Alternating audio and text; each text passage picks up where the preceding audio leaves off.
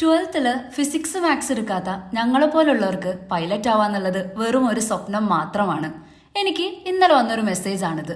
പക്ഷേ നിങ്ങൾക്കും പൈലറ്റ് ആവാന്ന് ഞാൻ പറഞ്ഞാൽ, hi, this is Begum and welcome back to the episode 4 of the 5 feet pilot series.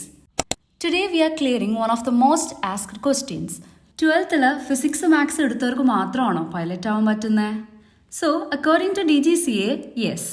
You need to have passed 12th with Maths and Physics from a recognized board.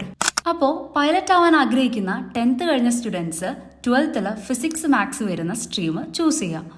പക്ഷേ ഫിസിക്സും മാത്സും choose ചെയ്യാത്ത students ഇനി എന്ത് ചെയ്യും? നിങ്ങൾക്കും വഴിയുണ്ടോ.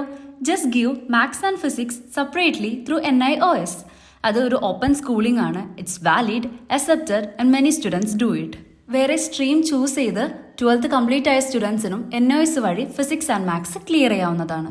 അപ്പോൾ 12th ഫിസിക്സ് മാത്സ് എടുത്തവർക്ക് DGCA exams clear ചെയ്യാൻ ഈസി ആയിരിക്കും അല്ലേ എന്ന് ചോദിച്ചവരോട് stay tune for the next episode. അതുവരേക്കും ദിസ് ഇസ് ഇറ്റ്സ് മീ വിക്സ് സൈനിങ് ഓഫ്. Thank U.